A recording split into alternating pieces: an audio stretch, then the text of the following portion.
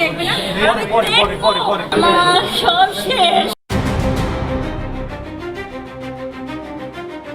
ভালোবেসে বিশ্বাস করা নারী যখন পুরুষের লালসার শিকার হয়ে প্রতারিত হয় তখন সে ভেতর থেকে এমনিতেই মরে যায়।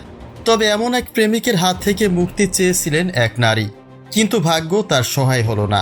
শেষ পর্যন্ত সেই প্রেমিকের হাতেই প্রাণ গেল তার। নিজ বাসায় প্রেমিকাকে ডেকে প্রেমিক নিজে প্রতিশোধ করে মেরে ফেলে প্রেমিকাকে। যদিও তার সঠিক কারণ এখনও জানা যায়নি, তবে তথ্য নিয়ে জানা যায় প্রেমিকের এটাই প্রথম নয়। 7 বছর আগে ঘরের স্ত্রীকেও নিজে হাতে করেন তিনি।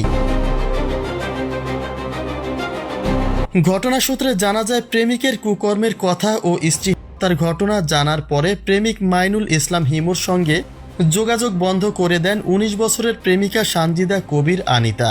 কিন্তু 1.5 মাস পরে প্রেমিকের ডাকে সাড়া দেন তিনি। তবে সেই দিনটাই যে হবে তার জীবনের শেষ দিন তা কে জানত। সকালে নিজ বাসা থেকে বের হয়ে আর ফেরেননি বাসায়। অতঃপর পরিবারের লোকজনের তল্লাশিতে তার লাশ মেলে প্রেমিকের বাড়িতে।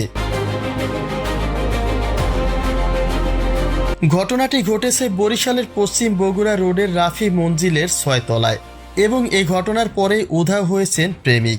প্রাথমিক ধারণা করা হতে পারে প্রেমিকাকে ব্ল্যাকমেইল করে নিজ বাসায় ডেকে এনেছিল হিমু, নয়তো দীর্ঘদিনের যোগাযোগ বিচ্ছিন্নের পরে সেই প্রেমিকের বাড়িতে আসার কথা নয়।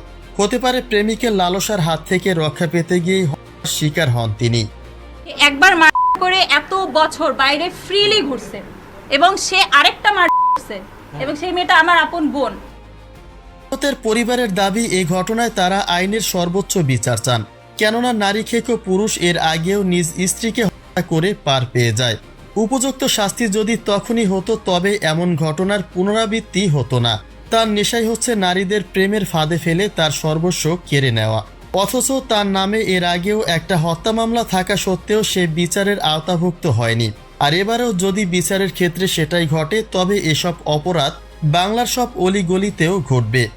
অতএব যত দ্রুত সম্ভব অপরাধীকে আইনের আওতায় আনার জোরালো দাবি রেখেছে স্থানীয়রা।